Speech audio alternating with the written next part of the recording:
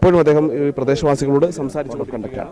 നമ്മൾ ചെയ്യുന്നത് വെച്ചാൽ കേന്ദ്രമന്ത്രിയുമായിട്ട് സംസാരിച്ചിട്ട് നാളെ അദ്ദേഹത്തിൻ്റെ ഒരു സൗകര്യമുള്ള സമയത്ത് ഞാൻ ഇതേ പ്രദേശത്ത് വന്നിട്ട് ഒരു വീഡിയോ കോളിൽ വന്നിട്ട് മന്ത്രിയെ കൊണ്ട് ഞാൻ ഇതിനകത്തൊരു പരിഹാരത്തിന് മാർഗം ഉണ്ടാക്കിപ്പിക്കാം. നിങ്ങളിലെ നേതാവ് ആരാണ് അവരോട് പറയുക, രാഷ്ട്രീയമേ നോക്കരുത്, എല്ലാ പാർട്ടിയിലെ ആൾക്കാർ വന്നിരിക്കും. കാരണം നമുക്ക് പരിഹാരമാണ്. വെള്ളം കോൺഗ്രസ്സുകാരൻ്റെ ബിജെപിക്കാരൻ്റെ കമ്മ്യൂണിസ്റ്റുകാരൻ്റെ വീടെടുത്തോണ്ട് പോകും. മനസ്സിലായില്ലേ? വെള്ളത്തിന് അങ്ങനെ പ്രത്യേകിച്ചൊന്നുമില്ല ഇന്നാളുടെ വീടില്ല. അപ്പോൾ ഇവിടെ മനസ്സിലാക്കേണ്ടത് രാഷ്ട്രീയം മറന്ന് നമ്മൾ ഈ ഒരു പ്രശ്നത്തിന് പരിഹാരമാണ് കാണേണ്ടത്. അതിനുള്ള പരിഹാരം എനിക്ക് കയ്യിലിരിപ്പുണ്ട്, കൂടെ നിൽക്കണം. ഞങ്ങൾ ഇന്നൊരു ദിവസം ഫുള്ളും നാളെ ഒരു ദിവസവും കൂടെ ഈ വഴി ബ്ലോക്ക് ചെയ്ത് നമുക്ക് തയ്യാറാണ്. അതിന് യാതൊരു കുഴപ്പങ്ങളുമില്ല. ഈ വഴി ബ്ലോക്ക് ചെയ്ത് നിർത്താം. ഇതിനകത്ത് വേറൊരു സൊല്യൂഷൻ ഇല്ല കേട്ടോ സാറേ.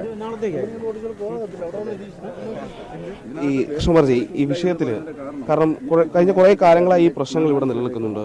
പക്ഷേ ഇവിടെ ഒരു MP ഉണ്ട്, MLA ഉണ്ട്. കഴിഞ്ഞ ദിവസം ഇവിടുത്തെ ഇപ്പോൾ ലോക്സഭാ മണ്ഡലത്തിലേക്ക് മത്സരിക്കുന്ന മുകേഷിന്റെ വീടിന് മുൻപിലെ ഒരു റോഡ് പൊളിഞ്ഞു കിടക്കുന്ന ഒരു വിഷയം നമ്മൾ ജനജീവി വാർത്തയാക്കിയിരുന്നു.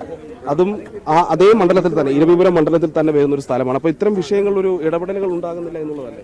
അല്ല, ഇടപെടലല്ല, എന്നും ചതിച്ചുകൊണ്ടിരിക്കുകയാണ്.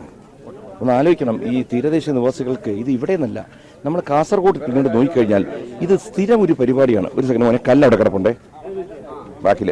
അപ്പോൾ ഇതിനകത്ത് മനസ്സിലാക്കേണ്ട ഒരു കാര്യം വെച്ച് കഴിഞ്ഞാൽ എന്നും അപ്പോൾ ഇന്നിവിടെ തർക്കിക്കുന്നിടത്ത് ഞാൻ പറയുന്നത് സോര 50 കൊല്ലത്തിനപ്പുറം എന്ത് സംഭവിക്കണമെന്ന് ചിന്തിക്കണം. ഇപ്പോൾ അല്ല, നമ്മൾ 5 ദിവസം കഴിഞ്ഞ് എന്ത് സംഭവിക്കും? ശരിയാണ്. അപ്പോൾ അവർ പറയുന്നത് ഇന്ന് ഞങ്ങളവിടെ കിടക്കും. ഇതൊരു വലിയ ചോദ്യമാണ്. ഇന്നത്തെ ഈ അവസ്ഥ എത്താൻ കാര്യം 50 കൊല്ലം മുമ്പ് ചിന്തിക്കാത്തത് കൊണ്ടാണ്. അതുകൊണ്ട് ഞാൻ ഇപ്പോഴും പറയുന്നത്, വരും തലമുറയ്ക്കെങ്കിലും ശാശ്വതമായ സമാധാനപര ജീവിതം വേണമെങ്കിൽ ഇന്നത് ചിന്തിച്ചു തുടങ്ങണം. പക്ഷെ തമ്മിൽ തല്ലിയിട്ട് കാര്യമില്ല. ഇപ്പം എന്ത് വെച്ചാൽ പല സ്വരങ്ങളാണ് വരുന്നത്. നമ്മൾ ഏക സ്വരത്തിൽ ചിന്തിച്ചില്ലെങ്കിൽ ഇന്ന് മറുപടി ഉണ്ടാവില്ല. അതാണ് എൻ്റെ ദുഃഖകരമായ സംഭവം. അല്ല, ആദ്യമായിട്ടാണ് ഒരു രാഷ്ട്രീയ നേതാവ് കേന്ദ്രമന്ത്രിയുമായി വീഡിയോ കോൾ ചെയ്ത് ഈ വിഷയം ഞാൻ നേരിട്ട് കാണിക്കുമെന്നുള്ളൊരു കാര്യം ആളുകൾക്ക് ഉറപ്പ് നൽകുന്നത്. അപ്പോൾ അത് കാരണം എന്താ പറയുക, എനിക്ക് ഉറപ്പുള്ളൊരു കാര്യമേ ഞാൻ പറയാവൂ. പറയുന്നതേ ചെയ്യാവൂ, ചെയ്യുന്നതേ പറയാവൂ. ആവശ്യമില്ലാത്ത കാര്യം പറഞ്ഞാണ് ഈ പറ്റിച്ചതാണ് ഈ അവസ്ഥയിലോട്ട് എത്തിച്ചിരിക്കുന്നത്. എനിക്ക് ഈ അവസ്ഥ വരാൻ താല്പര്യമില്ല. കാരണം എന്താ പറയുക, അല്പമൊക്കെ ദൈവവിശ്വാസിയാണ് ഞാൻ. കാരണം ചെയ്യാൻ പറ്റാത്ത കാര്യം പറയരുത്. നേരിട്ട് കേന്ദ്രമന്ത്രിയുടെ ശ്രദ്ധയിൽ വിഷയപ്പെടുത്തുകയല്ല, സാധിക്കുമെങ്കിൽ നാളെ ഇലക്ഷൻ ക്യാമ്പയിനിടയിൽ അദ്ദേഹത്തെ ലൈവിൽ കൊണ്ടുവന്ന് ഇവർക്കൊരു മറുപടി കൊടുക്കണം, ഒരു പരിഹാരം നിർദ്ദേശിക്കാനാണ് ഞാൻ ഉദ്ദേശിക്കുന്നത്.